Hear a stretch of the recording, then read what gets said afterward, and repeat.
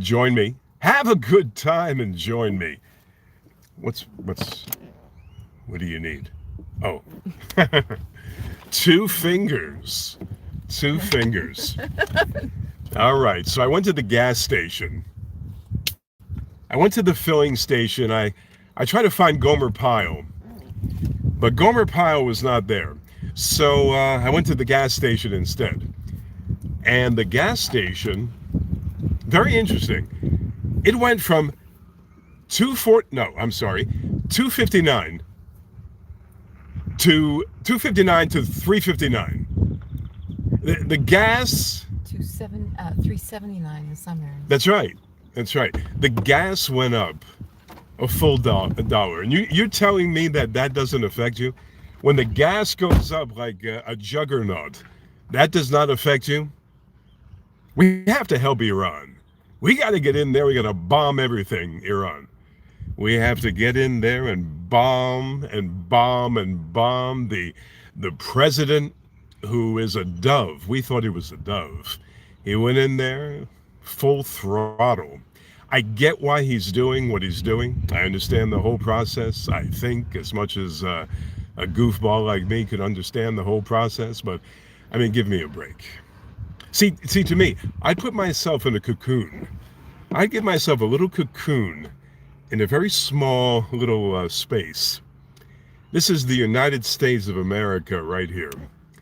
And the rest of the world going apeshit all around you. The world is just falling apart, but the United States is keeping to itself right over here, protecting its own right over here, not worrying about Iran, not worrying about Afghanistan, not worrying about all these cockamamie countries. And we're just keeping ourselves secure right here, minding our own beeswax. They used to say beeswax. Minding our own business, keeping our big fat noses out of everybody else's affairs. That would be Romeo's panacea. That's what I would do. But who knows, man? What do I know? Actually, what do I know? I know nothing. I know ugats. You know, ugats Italiano. Ugats. That's what I know. And by the way, my lens is scratched. That's why I appear a little less handsome, because my lens is scratched. It's scratched. So somebody took a big knife and slashed the damn thing. All right. Well, hey, by the way, any questions you have on your mind, keep them to yourselves. This is my time. I'm kidding. Any questions? Any comments? Let it fly. Now, when you see me do this, that's to see the responses. I used to have a separate phone right here in my hand, but I don't have that. I have this phone, this cockamamie phone, this stupid phone. I dropped this phone about 3 months ago. I cannot see the screen. It is so cracked. I cannot see the screen. It's ridiculous. But the other phone, I would see the questions and the comments. But now I have to go like this. I have to go like this. I'm back, all right. Who is this? Simon! Simon, what's happening there, buddy? Simon is my man. Simon? You know, I wanted to visit England. I thought I'd go to England in June, to London. But it rains every day. When you go to London, each and every time you arrive, you say, I'm going to have a good time. We're going to go, despite the rotten weather, I'm going to go and have a good time. I'm going to go to England, knock myself silly, have a knockdown, drag out time in England. And it pours. It's pouring. It's not a junky day, a bad day in England. It's a horrendous day in England, weather-wise. So you can keep your weather there, buckaroo. Keep your weather. And when you come here, finally visit the good old US of A. Used to be anyway, right? The good old US of A. And you come here and you spend time with us. Make sure you don't bring that bad weather with you, okay? If you bring that bad weather with you, I'm going to exile you back to your country immediately. Now, is the camera here or is the camera here? Am I looking directly at people when I look at people here or over here? I can't tell. Lay it on me. All right. Dandruff. I don't have dandruff. That's one thing I don't have. This is gray hair. This is not dandruff. This used to be jet black hair at one time. You know what old age does? Old age makes you like this, right? It's not stress. It's not the inability. See, now there's so much light on either side. It's not the inability to handle stress that makes you turn like this. It's 65 years, you goofball. 65 years on the planet, toiling on planet Earth for 65 years. That's what gives you this.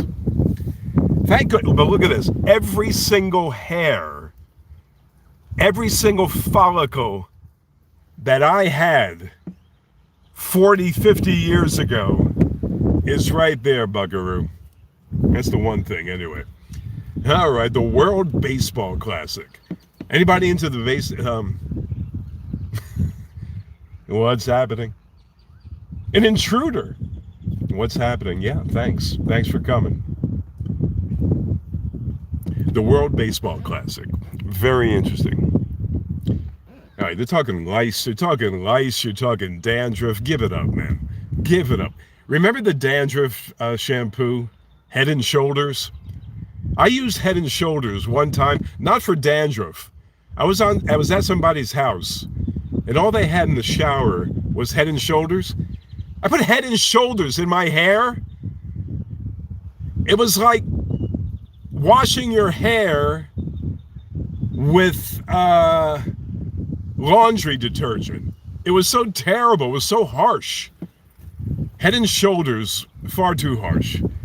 Prel, the same thing. Prel is still the worst. Don't ever use Prel. Prel's still on the market. Don't use Prel. Yeah, this cockamamie war. What do you think of this cockamamie war? They won't call it a war. What the hell do you call it? What the hell do you call what's going on? What we're doing to Iran? What the hell do you call it aside from a war? Come on, you tell me what the hell this conflict, this skirmish, this bullshit is all about. I know we're in there for good reason. I know Donald Trump is supposed to be a dove. He's not supposed to be a war hawk.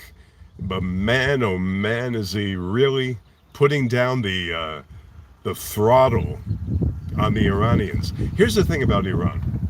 Beautiful people. Every Iranian that I've ever met in my entire life, which is about 2, both of them, great people. He said, Ralph, weird accent. Ralph, let me tell you something. Where I come from, this is a bad Iranian accent. Where I come from, it is not I sound more like a Scarface or something. But very, very nice people. But when we do what we're doing over there,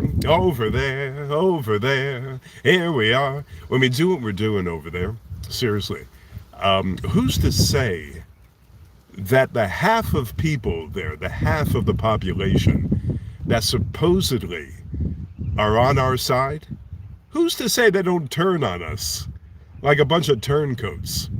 Who's to say those Iranians, whatever you want to say, just don't say Iran. So stupid. People pronounce the country Iran. No. Idiots say Iran. Iran is okay. Iran is okay. Iran, either one. Who's to say they won't turn on us? Who's to say these people won't turn on us? These people are going to turn like Benedict Arnold.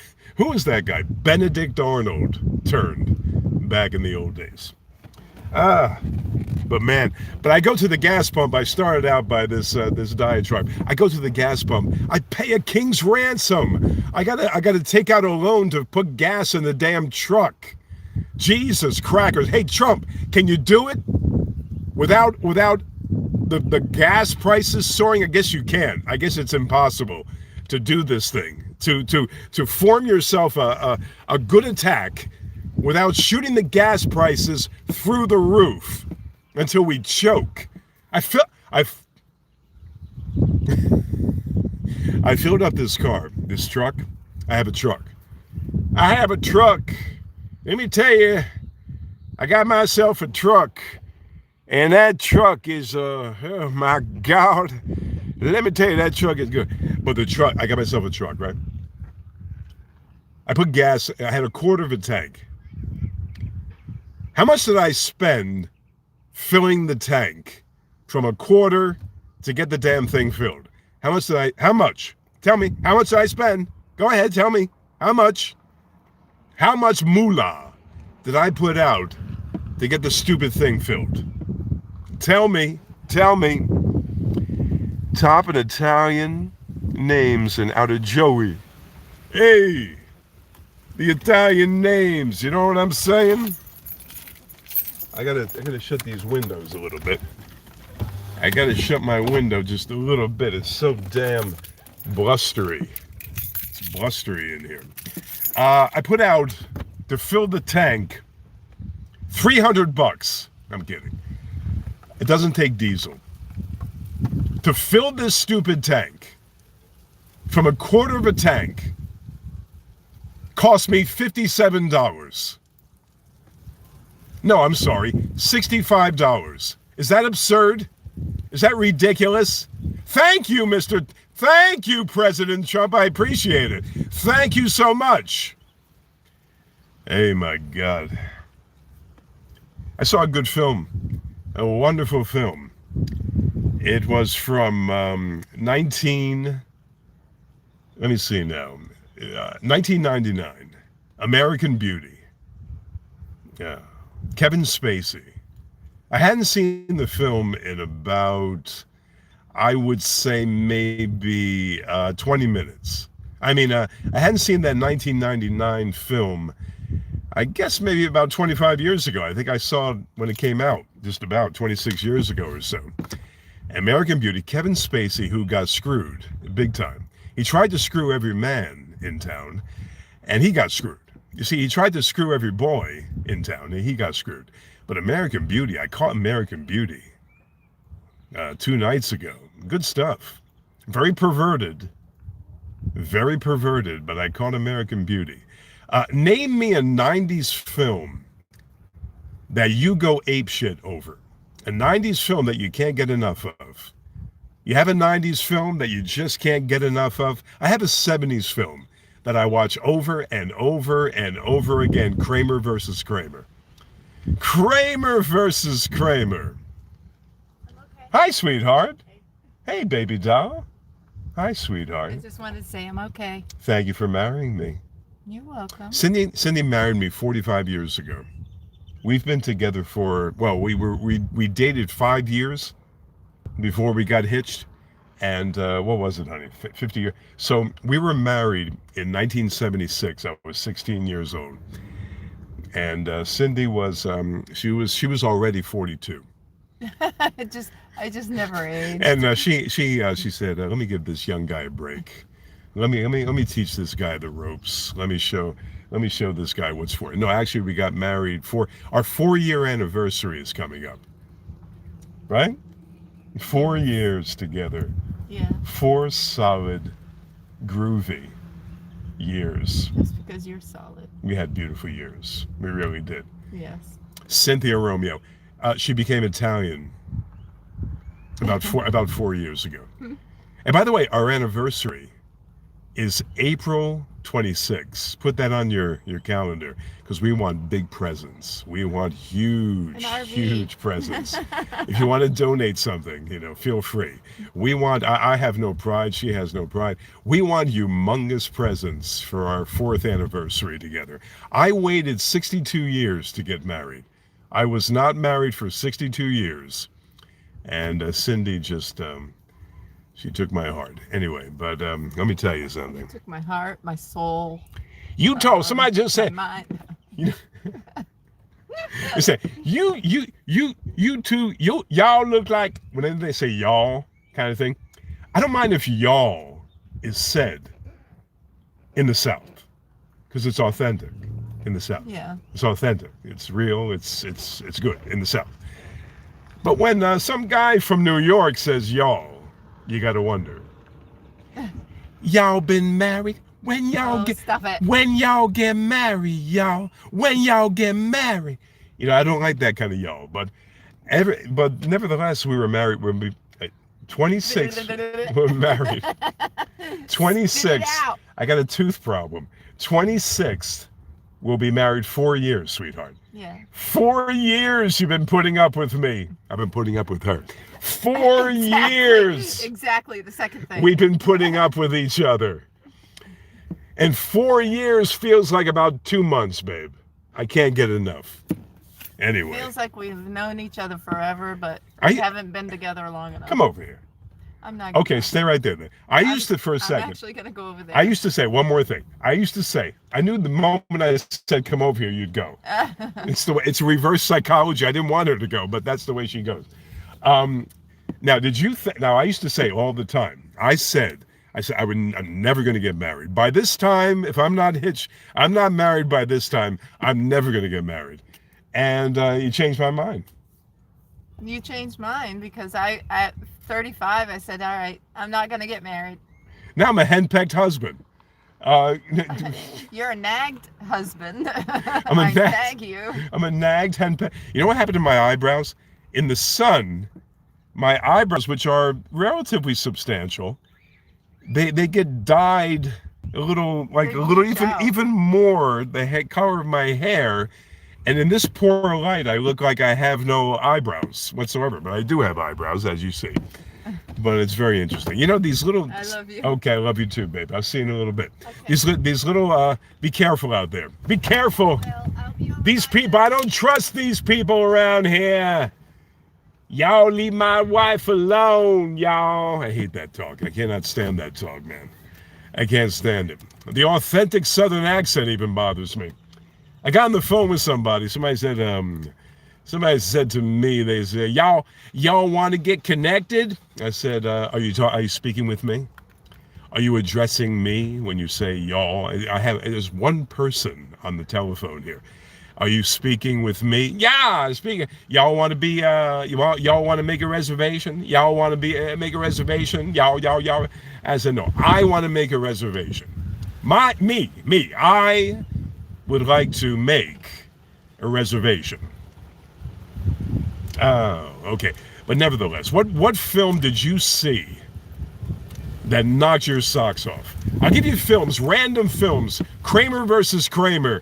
My good friend Dustin Hoffman, who's going to turn 90 years old. Kramer. I met Dustin Hoffman 3 times. 2 times he talked to me. We spent about 10 minutes together. I swear to God strike me dead if this is not true. The 3rd time, this wasn't the 3rd time. It was the 2nd time, but the 1st time, the 3rd time, he was great to me. This is stupid. All right, the wind is blowing. But the 2nd time I met the great Dustin Hoffman, all he had to do was hurl insults at me. Insults.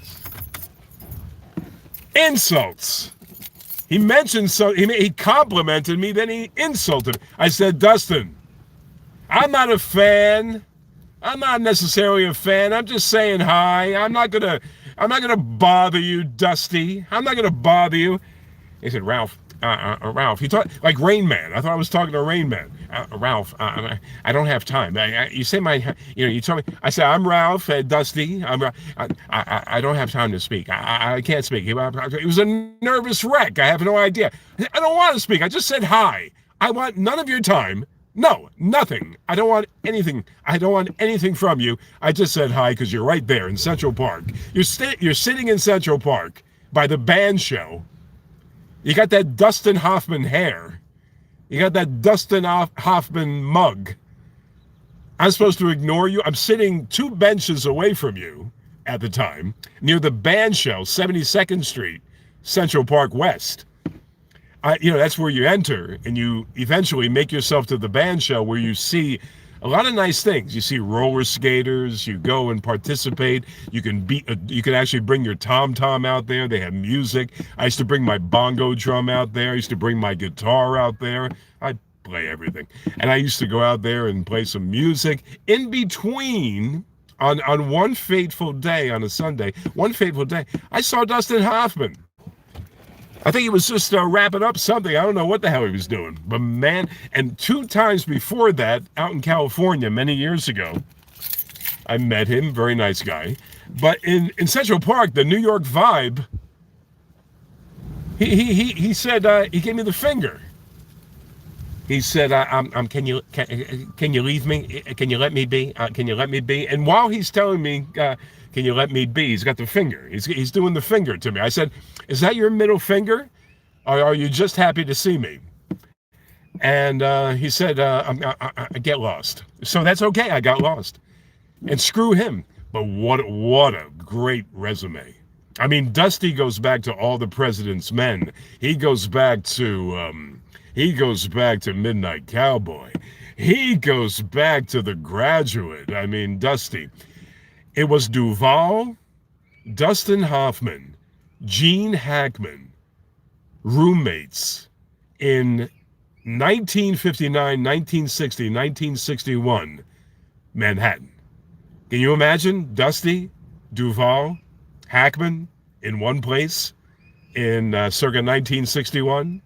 Can you believe that? It's true. It's true. I swear, it's true. Dusty, you look like you to play Superman. I do. I'm up for the role of Superman over 65. No kryptonite. No kryptonite can stop me. But I'm actually up for. You see that? That's called a peak, folks. I'm actually up for. See, that's called an arm. I'm actually up for Superman. The over 65 crowd. I was born in 1960. How many things happened in 1960 that is even worth saying? Oh, my good friend says Tootsie. Who is that, by the way? Smooth Will. Thanks for being here there, good buddy. Marathon Man, my favorite thriller.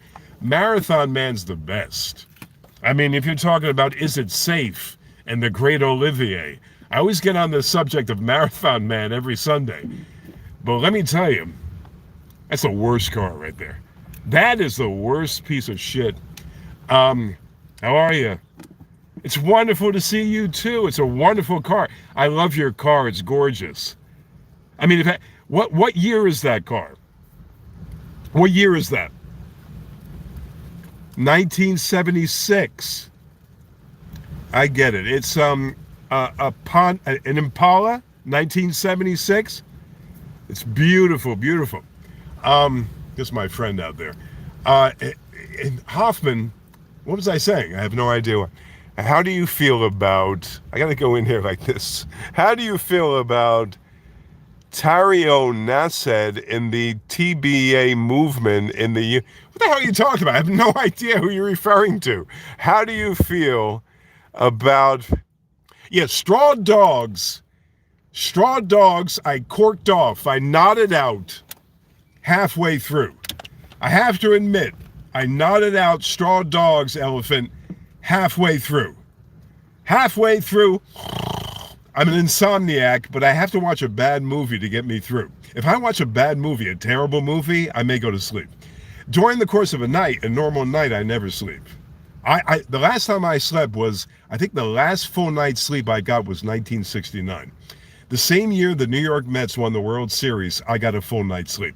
When they beat the Baltimore Orioles back in 1969, that very evening, after Cleon Jones caught that fly ball in left field to seal the victory and Shea Stadium went apeshit, I went to bed like a nice boy on that night. I slept like a baby. I was 9 years old. No, actually I was, 9 years old. I just turned 9. I slept like a baby on that night. Oh my God, look at those triceps. Oh my God, look at these triceps. They're ridiculous. I slept like a baby that night. Oh my gosh, did I sleep like a baby. Cleon Jones nestles himself under that fly ball hit by Davy Johnson, soon to be New York Mets manager. He nestles himself behind that, underneath that fly ball. He makes the catch. The crowd goes wild. You know, in those days, the crowd just poured onto the field. No security. I'm sure there were some, but there was hardly any security. The whole crowd goes out on the field, and they beat the shit out of Eddie Kranepool. They beat the shit out of Ron Swoboda. They beat the shit out of Tommy Agee, Cleon Jones, Bud Harrelson, Ken Boswell, Don Clendenin. I can name that entire team, actually. Whatever happened to John? Yeah, what happened to John Milner? 1973 first baseman. What happened to that? Now there was a very, very straight. Now here's a rarity. Milner threw with his right hand, but batted lefty. And Cleon Jones batted righty and threw lefty. And both of those guys, those strange birds, were on the same team together in 1969. Clendenin, an acquisition from the Pittsburgh Pirates halfway through the season. As soon as they got Clendenin, they soared. If you notice, without Clendenin, they wouldn't have done anything. When they got Clendenin, they soared. They soared. They came from 9.5 games back of the Chicago Cubs. And they soared. They won the division by about 7, 8, 9, 10 games, something like that. But, yeah, I remember my guy was always Agee. I like Agee, center field, Agee. That was my guy. I hated Tom Seaver. I was a Mets fan that couldn't stand Tom Seaver. Bad attitude. Tom Seaver hated the fans. Tom Seaver thought he was hot shit. He was up here, an elitist of the first degree. Gary Gentry was an excellent no-name pitcher that no one remembers.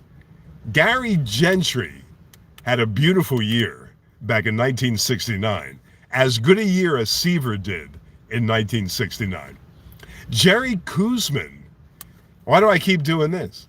Jerry Koosman had a wonderful year in 1969.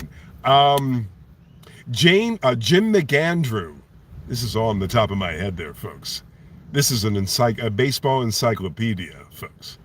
Jim McAndrew had a beautiful season back in 1969, but nobody remembers Gentry. Nobody remembers Jim McAndrew. Nobody remembers Koosman. Well, they remember Koosman a little bit. Don Cardwell in the bullpen. Tug McGraw in the bullpen. They had no long relief. The starter went 8 innings. Maybe, if they didn't pitch a full game, they went 8 innings. And the starter took the load. But if you need relief pitching, you got Tug McGraw, the lefty, the screwball. Now, Tug McGraw threw a screwball, and he was a screwball. Tug McGraw later departed from brain cancer. Gary Carter, baseball players that died of brain cancer. You want to hear something to brighten up your Sunday afternoon? I'm going to list you 4 baseball players who tragically died of brain cancer. Tug McGraw, Dan Quisenberry, Bobby Mercer, Gary Carter, I think, had brain cancer also. Isn't that terrible? Now, is there a link between baseball and brain cancer? I mean, do you think that being on do you think that being on a baseball field for good lengths of time has any connection to brain cancer? Do you believe that? Because it's a rare occasion. Look at these goofballs. Get out of here, man. How are you? Thank you for joining me. You want to sit there? Don't sit right there. I'm trying to do a thing here. I appreciate it. Thank you so much. There's no one there. No, there is. There's actually small children, and there's also the parents. By the way, when parents don't behave like parents, they're not really parents. They're not actually parents. I just don't believe it. Okay, so had their had two nice things are not that bad for. They had their bets on too tight and ate too many. Had their belts on Felix. Felix, you're fat shaming Felix. You're fat shaming people. They had their belts on too tightly. And they're just unbelievable. But now, people actually tuned out when I started to talk baseball. I started to talk about the 1969 New York Mets. They went elsewhere. I had a guy on here from Italy, and he said, "Hey, why do you talk about a baseball?" But you know something? Italy, next to my heart. Italy kicks. Am I right on this? Italy kicked the United States ass in the World Baseball Classic. Am I right on that? Italy kicked the United States ass in the World Baseball Classic, didn't they? I didn't know these guys played baseball. Hey, come on, throw the ball. Come on, throw a pitch. Come on. Now, what do? You throw. You take it so long. For Christ's sakes, throw the ball. How do you get a Guinea? I mean, Italian. How do you get an Italian to play baseball properly? They just play soccer, right? They play football. They call it football. They play soccer. I throw the ball. You hit the ball. You stupid. How do you get an Italian to play baseball? You don't. And by the way, The Godfather, Goodfellas, Sopranos destroyed our people. That's my next video, by the way. The Godfather, Star Wars destroyed our people. I'm kidding. The Godfather, Goodfellas, the hell's the other? The Sopranos, which I never watched. Destroyed. I can't say I haven't seen The Godfather maybe 8 times, 9 times. Guilty. I saw Goodfellas maybe 5 times. Guilty. I saw 1 episode of The Sopranos in my life. I don't care for it. Destroyed the Italians. Took the Italians apart like pasta bazool. You know pasta bazool? Destroyed the Italians. Took us, ripped us to shreds. Made us look like the mafia, for God's sakes. How's my sound, by the way? Can you hear me? Is my sound okay? Because I feel like my sound might not be that good. Am I sound okay? Lee Mazzilli? I couldn't stand. Lee Mazzilli was a stuck-up dickhead. If you remember Lee Mazzilli, he's a little bit stuck up, right? A little bit of a little dickhead. Lee Mazzilli with the tight uniform, like me, I wear tight shirts, tight uniform. You remember Lee Mazzilli, how tight his uniform was? His pants. I don't wear tight pants. I can't have kids anymore anyway. My wife's too old, I'm too old. I don't know why I don't want to wear tight pants. I don't wear tight pants. I may wear a tight shirt from time to time. I don't wear tight pants, but Lee Mazzilli had the tightest, he sang soprano.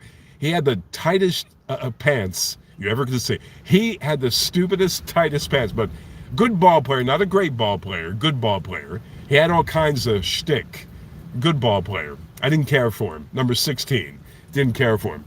I go back to 1969 one more time. 1969. Let me tell you. Give me a few Brando films that you enjoyed. I always like to talk about Brando for some reason. He's always a focal point of mine. Marlon Brando. They called him Bud. His friends called him Bud. Gage, the great director, Elia Kazan, would call him Bud. The great Rod Steiger, during the making of On the Waterfront, would call him Bud. The great Marlon Brando. I saw him, what's his name again? Zane, the actor Zane. I'm trying to get closer here. God, if you want me to be closer to you, get closer. The great actor, Brando. I saw something called Searching for Marlon or something. Zane actually played Brando. It was spectacular. Zane actually played Brando to a T. It was uncanny.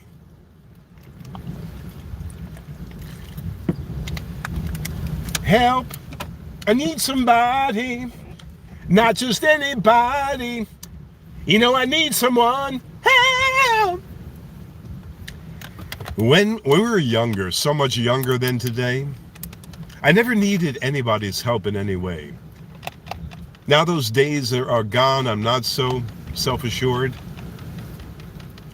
Tony Sirico, yeah, I can't. They destroyed the Italians. The Paisans went down the tube steadily. Now the Godfather. Before the Godfather, when you saw a gangster in a film, you saw just a generic gangster. You didn't see an Italian gangster in a film before The Godfather. You just saw a gangster. They never mentioned what ethnicity the gangster was from. You just saw a gangster. You saw, I don't know, Peter Lorre. You saw a gangster. After The Godfather, every gangster portrayed in film, usually, not always, usually, mainly Italian. Every single gangster appearing in a film, Italian. The Godfather set the precedent for all that nonsense. And in that stupid film, Goodfellas, I mean, come on. I don't care for Italian stereotypes. I don't care for the Italians. I don't care for Italian stereotypes. And then The Sopranos came along with a ridiculous premise. You got this wise guy, this head honcho, this big shot in the mafia. He's getting therapy from some stupid broad. Excuse me, some woman. He's getting therapy from some woman. I'm supposed to buy this. I'm supposed to buy The Sopranos. From what I understand, I saw one episode in my entire life, so I'm paraphrasing a great deal of this. I'm supposed to buy that a big mobster character, the boss, the head honcho, what's his name again? Whoever played that character. The no-name actor that fell in a big pile of shit when he landed the role of Tony Soprano. Boy, did he fall into a big, huge pile of poo when he landed that role. I'm supposed to believe that this guy was regularly seeing a shrink, and that this goes on during the course of time in the mafia, in the underground, right? I'm supposed to buy into that? Bullshit. Bullshit. I've heard of bullshit TV, bullshit film, but that was bullshit. One episode led to the next bullshit episode, to the next bullshit episode, I hear, with the psychiatrist. Give me a break. Who else were the prominent figures on James Gandolfini? Thank you. I saw James. Who else were the prominent figures in The Sopranos? Anybody know? Help! I need somebody help. The worst Beatles song. Not just anybody help. I think it's in my mind because I heard it. You know, I need someone help. I heard that right before we went on this stupid charade here we're on. But I being Italian American, right? Everybody in the Midwest, you go to the Midwest or you go down south and they hear the last name Romeo. What's your last name? Romeo? Is that your name, Romeo? Is that what they call you back there in that old New York, Romeo? Is that what they call you? And they actually think that I'm mafia-tied. I'm scared shitless of those people. I am not mafia-tied. But your last name tells the tale. You're Romeo. I said, no, first of all, it's Romeo. In Italian, Romeo, you goofball. Romeo. That's my name in Italian. And when they just read the name and they say, Romeo? Is that Romeo? I said, no. Romeo. Like Romeo and Juliet. Romeo and Juliet. Right, sweetheart? Yes. Like Romeo and Juliet. But man, do we get a bad name from those goofball films. By the way, The Godfather is not necessarily, I guess it is a great film. It's not a film I revisit every so often. I don't revisit The Godfather too often. I can't sit through Jimmy Kahn getting shot up at a toll booth too often. Yeah, I can't sit through Al Pacino, 4'8", becoming mafia boss too often. I can't watch Marlon, the great Brando, have a heart attack in the garden too often. That's not my cup of tea. And then Goodfellas. I can't watch Joe Pesci improvise through the whole movie too often. I can't watch, what's his name that died again? Oh, Christ. What's his name, the guy that died? Saturday Night Fever. Well, you can tell by the way I use my walk. I'm a woman's man. No time to talk. Oh, man, the Bee Gees stepped in a big pile. They are great, though. The Bee Gees, every bit of accolades the Bee Gees get, two are dead. Every bit of accolades the Bee Gees get, they deserve it. The Bee Gees were so brilliant. There was no other band or group ever could compare with the Bee Gees. I'm sorry, give me the Beatles, even the Beatles, a different story. Give me all this bullshit.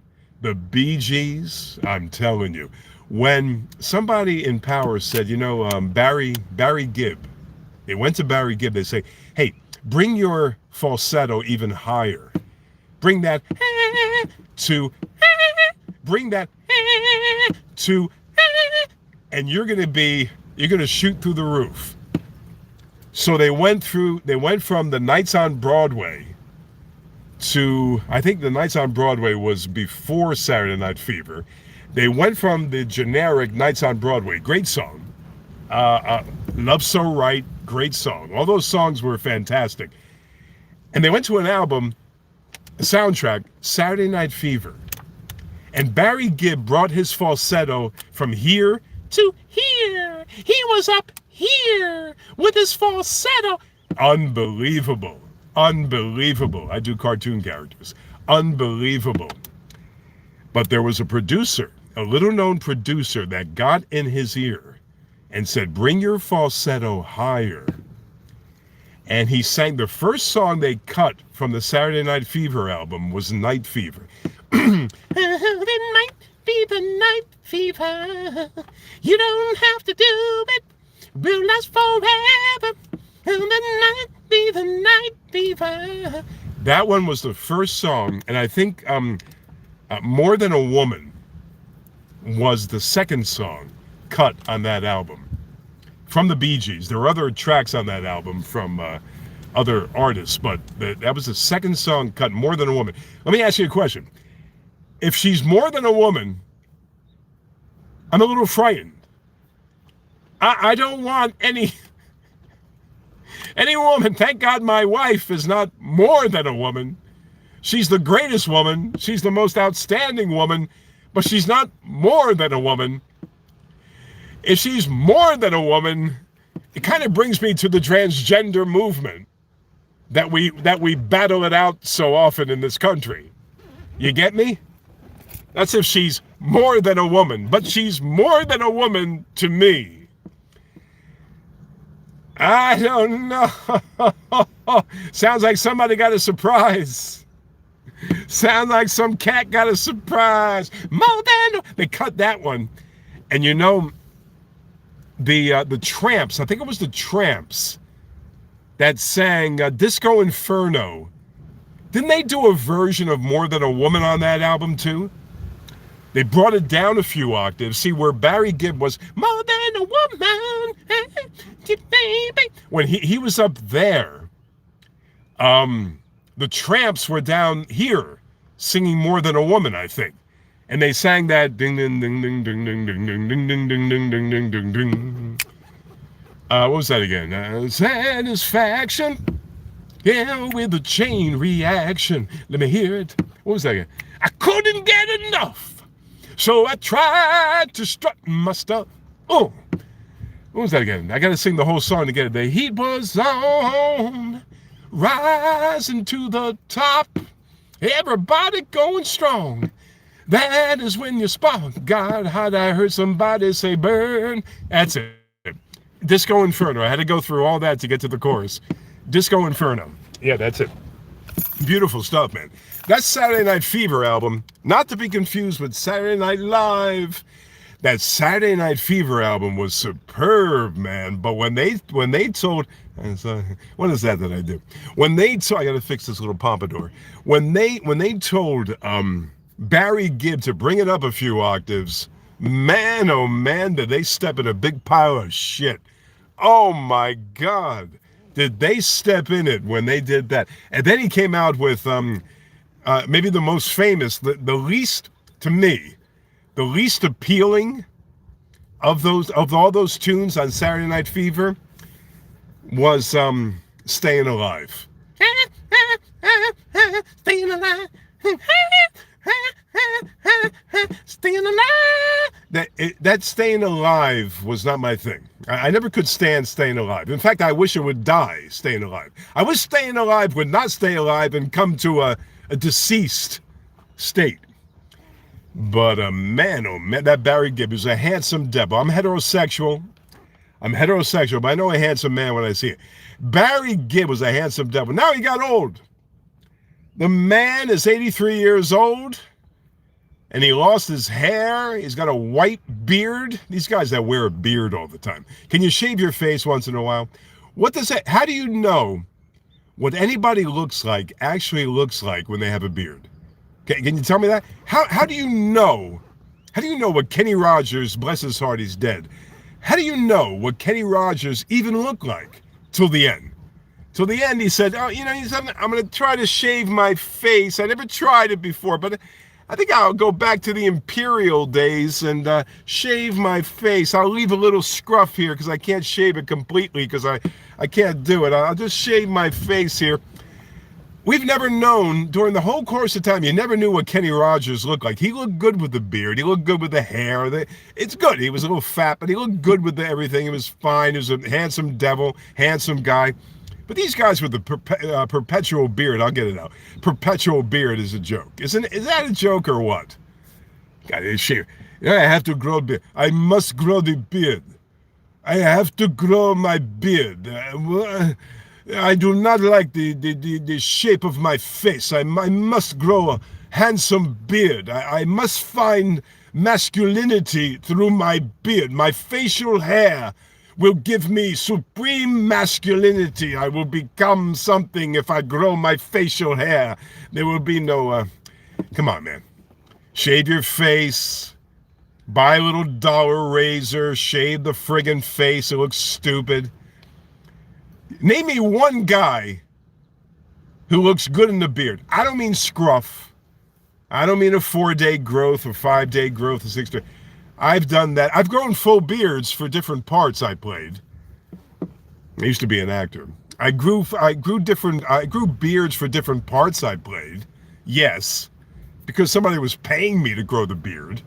Yes. I grew a beard a couple of times on my own, like the dope I am. Tell me something. Give me one guy. I'm trying to think of one guy that looks good. That you say, when he comes out with a beard, you say, "Oh my God, thank goodness the guy's got a beard. Thank goodness." Thank goodness the beard is a blanket for most men. Not happy. You're right. Who is that? Goodwill Hunting?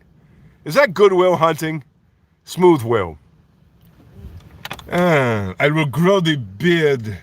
I will make myself be very handsome because of my face. Without this stupid beard, I look bad. I look horrible. I have to grow the beard. Why do I affect this accent when I think of a beard? I have no idea. It was a guy that I knew, right, way back when, back in 1941. Back in 1941, during my heyday, I think it was back to 31, actually. During my heyday, back in 1931, I knew this guy with a beard. I said, "You know something? You happen to be the only guy in the world that looks good with a beard. You are the only man." This was back in 31. You are the only man in the world that actually can pull that beard off. You are it. My dad used to say that the facial hair is meant to, it's a distraction, it's an attention. You know, your facial hair. My father, when I needed a haircut, when I was a kid, I never wanted to get a haircut. I had hair like Michael Landon. Remember Michael Landon, the great Michael Landon, Joe Cartwright, Charles Ingalls, Highway to Heaven bullshit? Bad show. It was okay. It was so sappy. Highway to Heaven was as sappy as it gets. Ernest Borgnine appeared on Little House on the Prairie, the first episode. I think it was the first episode. The two-parter. Ernest Borgnine, McHale's Navy, appeared on Little House with the great Michael Landon. I don't think he had a scene with the great Michael Landon. He had a scene with Half Pint. What's her name again? You know who I mean. Yes, sweetheart. You getting blown away? Oh, the wind is so bad. Well, Michael Landon had a part. My wife is blown away by me. She's completely blown. She came in here very windburn. I'm sorry, honey. Through your ears? You okay? Yeah, they just hurt. It is so out here in Beirut. We're vacationing in Beirut. Let me tell you, here in Afghanistan, Beirut, it is very, very windy. You know, the last time I've gone to, when I went to Afghanistan and Iran, and it was never this windy, but it is tremendously windy here in Beirut. Tremendous. Now, there are terrorists on every corner, but let me tell you that it doesn't matter because it's worth the trip. We actually drove here. We drove to Beirut. But Charles Ingalls, Little Ferry on the Prairie, Little House on the Prairie. Charles Ingalls was so damn good. Charles Ingalls, the first year, I know how it feels because I do this myself. The first year on Little House on the Prairie, he took his shirt off every chance he got. When you saw, because he just put on some muscle after Little Joe, who was very skinny, basically. Little Joe and Bonanza. So Michael Landon actually put on some muscle for Little House on the Prairie, maybe about 20 pounds of bulk. If you remember, he went from a skinny Little Joe to a bulked up Charles Ingalls. Every chance he got on Little House, he took his shirt off. I know how that feels. I do the same thing. I reveal this body every chance I get. But let me tell you, whenever you saw him working in the fields, the shirt was off. You saw him, he had a broken bone or something, and the wife was tending to him, the shirt was off. The hair was perfect. The complexion tanned out of the California sun. He's supposed to be in Minnesota. He's got a tan like George Hamilton. Right in the middle of Minnesota, on a Little House on the Prairie, he's got a tan. But every chance he got, the shirt was off, and this real big chest came out. He almost had boobs, but not quite. But they shot him. If you remember, they shot him in such a way, such a flattering way, that it made him look bigger than life. Michael Landon, excuse me, Michael Landon was tops 5'9". I'm 6 feet. I'm not that tall, but I am 6 feet. I used to be taller. I lost height. Michael Landon was about Michael Landon was about 5'9". You know, he's dead now. 1991 he died, I think. Michael Landon was 5'9", and, you know, he had this kind of body that, I guess it was okay. My God. Oh, that's yours, son. Sorry, I was just going to drink some of Cindy's flavored drink, but I can't. Every chance he got, he took the shirt off. I knew what was going on there, Michael. It was good stuff. But Ernest Borgnine in that episode with Half Pint, if you didn't cry, if you go back and you pay a fee, because you have to pay a fee to watch, I think you have to pay a fee to watch Little House, if I'm not mistaken. If you go back and watch Little House on that initial, I think it was an initial two-parter, and you don't cry, you don't shed a tear during the course of that program, you have no heart whatsoever. You have to see a cardiologist immediately and check for a heart. You have no heart whatsoever. Let me tell you, you must have your wife in comments now. This is how I have no idea what you're talking about. But yeah, that your wife, your wife,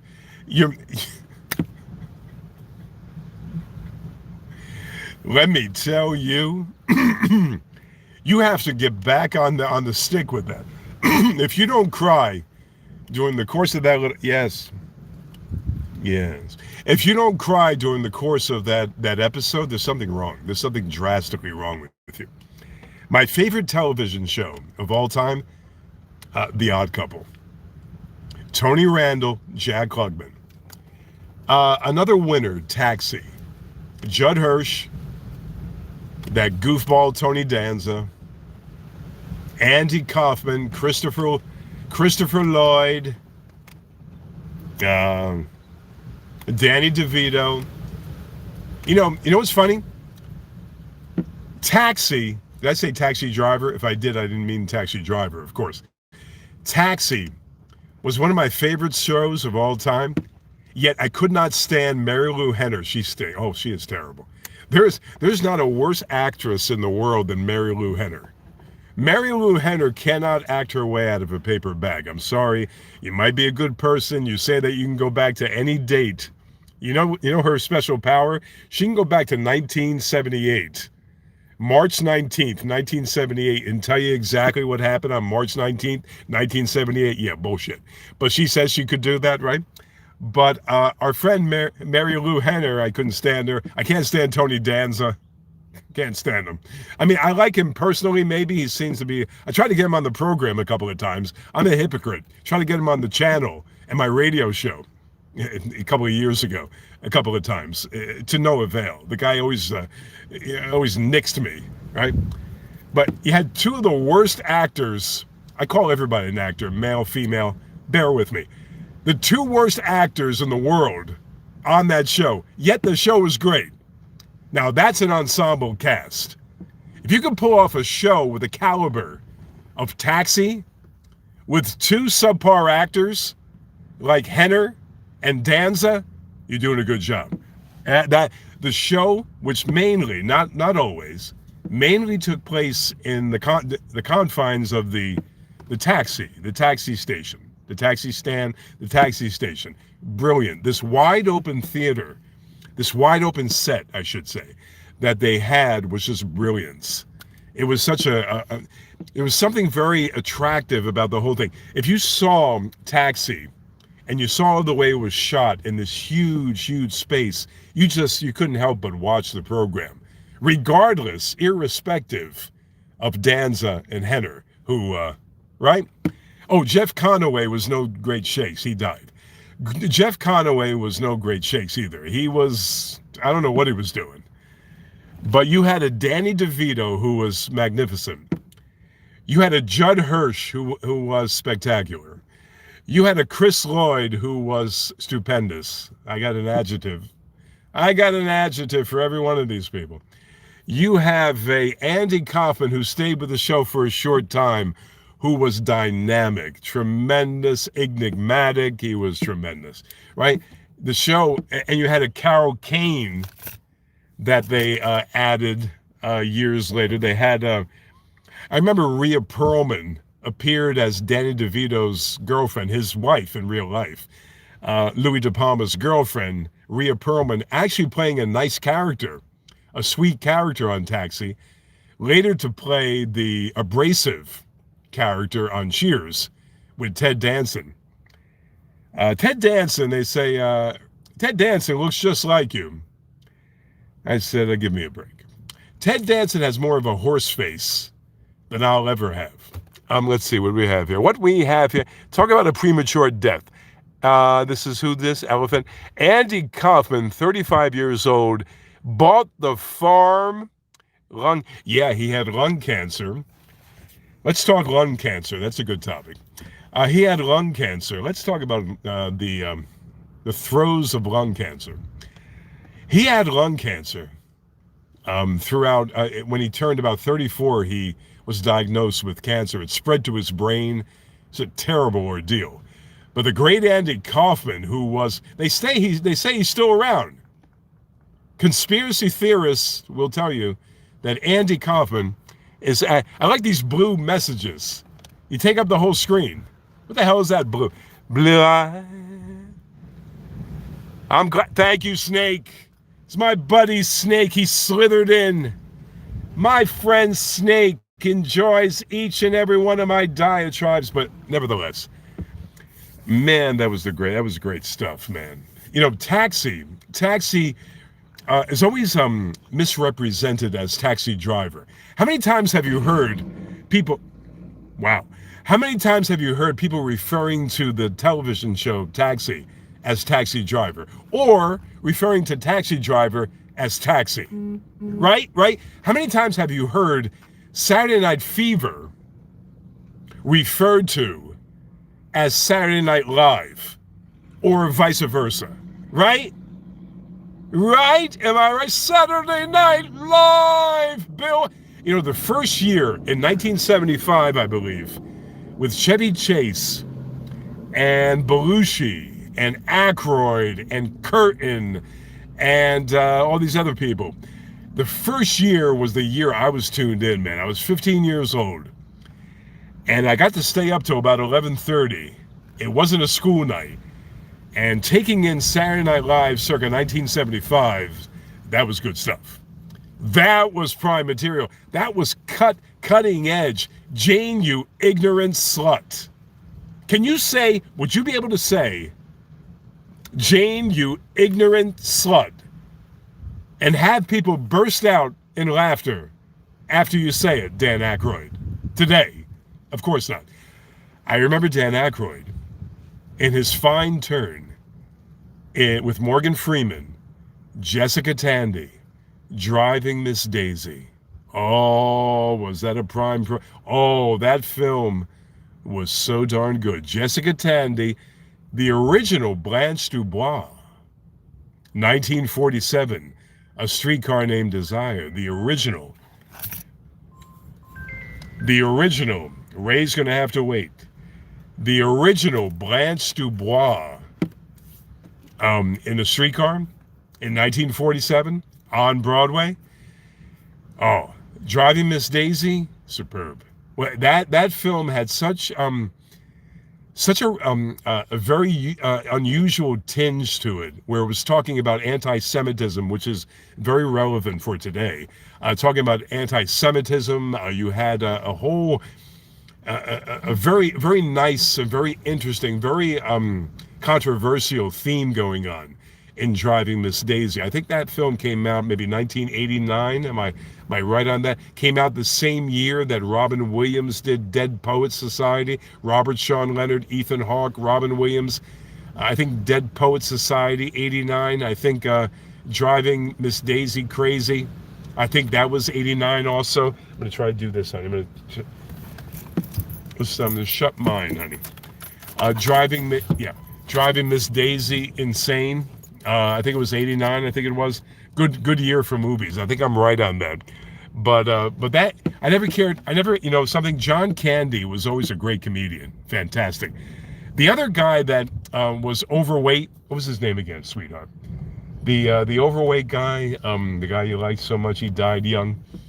Saturday Night Live. Farley? Yes, Chris Farley. Never cared for Chris Farley, but John Candy was brilliant. And believe it or not, I never really appreciated John Candy until I got diabetes and I couldn't eat with candy. No, I never appreciated John Candy until maybe about 3 weeks ago, when I saw something about 4 o'clock in the morning, because that's when I wake up, with John Candy, not planes and trains and automobiles and junkets and freeways and highways, no. John Candy starring in something, Uncle Buck? Yeah. Uncle Buck. I remember that. Buck. I do remember that. And I actually appreciated, as the English say. The Brits say appreciated. I appreciated John Candy in that film. Tremendously in that film. Chris had a couple of good... This message is held for review. You know you're ruffling feathers when this message will be held in review. But Chris Farley, John Candy, he's my kind of guy. I'm trying to lay off sweets so I can watch another movie, but I'd like to. But the film that comes to mind is Rachel, with Joanne Woodward. Paul Newman directs. 1968. The film that comes to mind is just random films. 5 Easy Pieces. The great Jack Nicholson. The film that comes to mind is On Golden Pond. Hank Fonda. Kate Hepburn. The film that comes to mind, am I striking a chord? The film that comes to mind is Chariots of Fire, around the same time, 1980, 81. Great performances. The film that comes to mind, folks, is the 1994 classic. You know what film I didn't care for? Good Will Hunting. That was a highly touted film that I didn't care for. Matt Damon never did it for me, sweetheart. I think he sucks. Matt Damon, my wife said Matt Damon sucks. See, now I said I was nice. I said he never did it for me, but my wife said he sucks.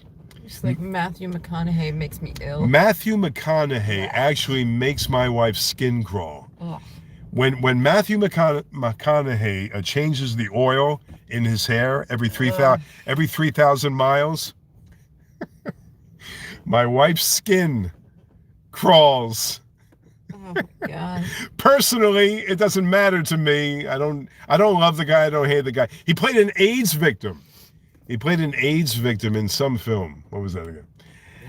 I think he lost about 148 pounds to play the AIDS victim. He had to have sex with 10 They won't show. He had to have sex with 10 affected victims. No, okay. Can you see that? Oh, you can see that. What is that? That is me on Halloween. I was It's my baby's dressing up as Matthew McConaughey for Halloween. I was doing a haunted house, Yeah. and I had to have one of those. I can't remember. It's one of those masks that go all the way to almost like a beak. A kind beak? Oh yeah. And then- It's got that long snout of. Right. nose. And I had Yeah. to scare a whole bunch of kids. By the way, my wife, who's got a cruel side, during that period of time, she went out scaring kids. Only on let me say that again. Halloween. She put one day a year she saved just to get revenge on all the kids that bothered her through the years. Let me say, through the entire year. See now, now think about it. You're a 7-year-old kid, and you witness this in person. I You chased them. You see this monstrosity coming at you, and you hightail it out of there before you buy. Oh I my even God! had the wide brim hat and everything. You are just not never and I again. chased them out. And You are so. Can I bring a small child around you? Is it safe to maybe bring a small defenseless child around you? as long as they don't piss me off. My I'll be all God, my God, my goodness. But man, see, to me, Halloween is for kids, man. These people, these grown-ups, they say they're adults. They dress up for Now, I would go out as Easy. I'd go out as Tarzan and Jane with you. I would play Jane, you would play Tarzan, of course. I would go out as Superman and Lois Lane with you on October 31st. I would do that. I would do that. I would go out as Oscar and Felix. I'll be Oscar Madison. You be Felix Unger. By the way, my favorite program, The Odd Couple, hands down. that. Taxi, hands down. Number 3. What program? If The Odd Couple is number 1 and Taxi is number 2, I think there are many programs. I could say number 1, but I can't say number 2. What program would you say would be on my top 5? What program, besides The Odd Couple, besides Taxi, besides The Honeymooners, besides Barney Miller, besides, of course, Friends? I hate Friends. I'm kidding about Friends. I watched a Friends episode for, count it, 30 seconds. That shows the reason why I don't have friends. I tuned into a Friends episode maybe about 20 years ago, reruns. Maybe it was still on, I'm not sure. 20 years ago, reruns, 30 seconds. record time, I couldn't tune out fast enough. David Schwimmer. That's swimmer without the schwur. David Schwimmer. I wonder if he could drown. David Schwimmer actually it makes me, I have an automatic button that I must utilize if I see David Schwimmer, God help him, in anything, a movie. But you know something? I didn't know it was him. He was disguised. He had glasses, a different hairstyle, and he played in this drama that I was into. I can't remember. If I can remember, I can't remember the name of this drama. This Dramamine. This drama. I can't remember the name too well. But Schwimmer, and I didn't know it was him. He hid behind his character so beautifully. I did not know it was him. And I saw, is that Schwimmer? About an hour and a half into the film, it hit me. It dawned on me. Is that Schwimmer? Is that Schwimmer? I had to turn it off. Even though he was good. I have to say, I have to admit, he was good in this film. I had to give it this. I had to turn it off. I can't, just knowing it was Schwimmer trying to act in this crackpot film made me turn it off. And I don't know why. Is David a good swimmer? And by the way, the film, The Swimmer, with the great Burt Lancaster, that brings to mind the great Burt Lancaster, Birdman of Alcatraz. I like the turn he did in that baseball movie of Kevin Costner. Kevin Costner went through a period where he played about 6 or 7 baseball players in a row. You would say to Kevin Costner, you're in the wrong profession. I think, hey, Kevin, can you play something else other than Robin Hood and a few baseball players? Can you maybe? But what was that again? Field of Dreams. Field of Dreams. It was so sappy. It was good. Field of Dreams. When they were playing catch, when the father, he comes back. Somehow he comes back. Leave it to the movies. Leave it to the movies. They come back. Somehow he comes back from the dead, the father, and they actually engage in a baseball toss. And if you did not cry, if you kept a straight face, and you kept your grisly attitude during this period when they were playing catch, man, I feel sorry for you. I feel sorry. You have no heart whatsoever. When they were playing catch,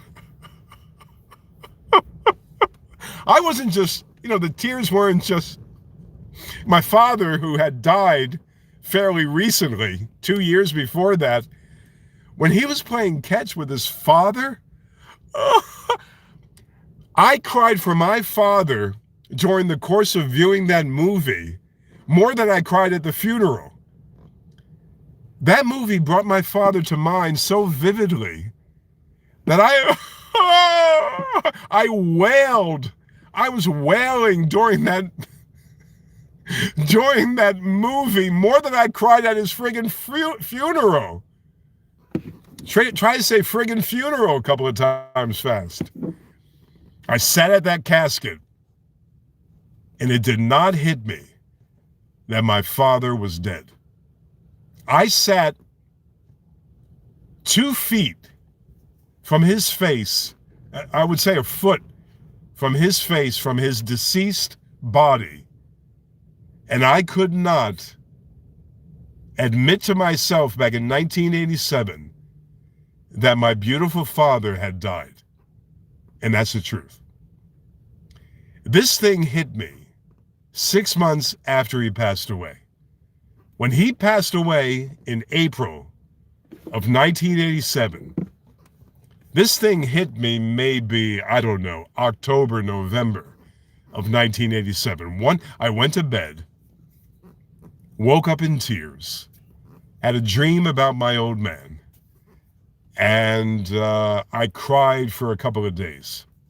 Not a tear at the funeral. Assholes at the funeral, people at the funeral were saying, look at this guy. Look at this guy. He doesn't cry at his father's funeral. He's not crying. He didn't care about his father. I love my father more than any son has ever loved their father. But for some reason, the tears did not come. I was in denial. It's not just a river in Egypt. I was in denial in 1987. 6 months after the funeral, I broke down overnight. I cried for 48 hours. I'm not even kidding. I lost about 6 pounds in 2 days crying. 6 pounds of water weight crying my eyes out for 2 days. Then I see Field of Dreams in 1987, 89. I think I'm right. 89, 88, 89, something like that. And they're playing catch. I cried like a baby. I could not quell my tears. I cried like a baby. I could not stop the stream of salt water coming out of these blue eyes. The stream. Oh my God, I cried like a baby. I cried like a baby. That's a great song by the Box Tops. So what's your fifth one? One song, though, before I say it. When I think about the good love you gave me, I cry like a baby. My fifth, thank you. my fifth, the other show that I enjoyed, maybe ranking about fifth. I'll give you the year. It's a nothing show. 2 shows. The Twilight Zone is not a sitcom, but it has to be there. A show called One Step Beyond that was kind of a takeoff, or it kind of mimicked the Twilight Zone, has to be there. Dark Shadows, which was kind of a scary soap opera, has to be there. Mr. Ed, in all its idiocy. I love Mr. Ed. I believe that horse. When that horse would talk when I was 6 years old, I said, yeah, I'm going to get myself a talking horse. If it kills me, I'm going to have my father buy me a talking horse. F Troop. The end of the Civil War was near. Hero that sneeze, abundantly sneeze, retreat and reverse to victory. When killing and fighting, get them down, they know they're around. F Troop. And on as they all relax in town before they resume with a bang and a boom. Ken Berry was brilliant. Forrest Tucker, who had a reputation, was brilliant. Larry Storch was brilliant. The cast, fantastic.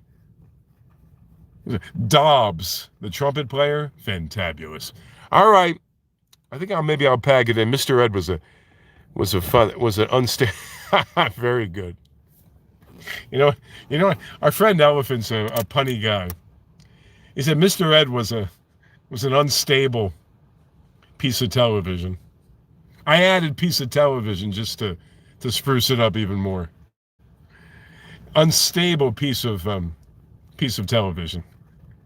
When he said hello at the beginning, when he said hello, I'm Mr. Ed, and then they started the song, oh, horse is a horse, of course, of course. And no one can talk to a horse, of course. That is, of course, unless the horse is the famous Mr. Ed. Go right to the song. You wouldn't think it would have a second verse. But I had a second verse. Go right to the source and ask the horse. He'll give you the answer that you endorse. He's always on a steady course. Talk to Mr. Ed. Then it had a bridge. People yakety-yak a streak and waste your time of day, but Mr. Ed will never speak unless he has something to say. A horse is a horse, of course, of course. And then it would do a little change, and no one can talk to a horse, of course. That is, of course, unless the horse is the fame. Then he said, at the end, they said the tale, the tale was, "You've never heard of a talking horse? Well, listen to this." And then he would come on, "I am Mr. Ed." Great stuff. Dennis the Menace with the late Jay North was one of my favorites. But getting back to my fifth favorite on TV of all time, Uncle Floyd. He just passed away. I have more, but I'll put Floyd in there because he just croaked. He died. Uncle Floyd, he just passed away. Floyd Vivino from Paterson, New Jersey, was the salt of the earth. He was such a nice guy. I had Floyd on my show, my radio show, about 5-6 times. He actually came down to the Manhattan studio for me about 5-6 times. Fantastic guy. He brought 2 cast members a couple of times, Looney Skip Rooney and another cast member, and he was great. He just died. I was so sad when he died, but you got to go sometime. Who else has died? Bob Redford. I call him Bob. I know him so well. Robert Redford just died, right? Recently. Who else has died? Who was the actor that died at a very young age recently, honey? That was it's such a shame. I don't know. By the way, Phil, he gives you the updates Phil, every day. Phil actually has not. There's one guy here that calls me on the phone during the program, and he knows I got a program to do. These people. All right, I gotta go. What do we need? What announcement? Okay, we need you to keep us afloat and be generous. Go to that PayPal often with large amounts. Because I will tell you, or get the membership, or buy a membership to Ralph Romeo TV. And also, if I have enough people interested, and we have a few, we're going to manufacture more of the hats. You see me wearing a Ralph Romeo hat. It's a variation of that, Ralph Romeo TV. You know, I'm the guy who said you shouldn't wear other people's uniforms. Meaning that I'm talking about sports uniforms, not mine. It's not exactly going to have a hooded sweatshirt, going to have a cap, going to have a t-shirt, going to have underwear, no underwear. Going to have all kinds of things. Going to have jock straps. No jock straps. But we're going to have all kinds of things. Become a member of Ralph Romeo TV. See that special, in-depth content. Right, babe? Yeah. That we have here. The special. I mean, it's provocative. It is so friggin' provocative that I can't even see it. When I look at it, I blush. And subscribe to the channel. Chanel number 5. Oh, yes, that. Contribute That would be great. to Cynthia's Chanel number 5 Paris campaign. Gay Paris. I like her. She wants the Chanel. She loves it. She loves Chanel. She's so French. My wife doesn't care for the French, but she likes Chanel number 5. Go figure. Hey, I love and adore you. Actually, can I just say I love you? Thank you very much. I love all you people that love me. And for all the people that can't stand me, I love you more. For all you assholes, you creeps that can't wait to, you dickheads that can't wait to tear me to pieces, you rotten bastards. I love you. I love you so much. Don't. You rotten you know the word, you know what the Italians love to use? I can't say, I want to say that word on there, but it's spelled C-O-C-K. Sucker. Suckers. See ya. Bye, See ya. everyone. I gotta figure this out. Right.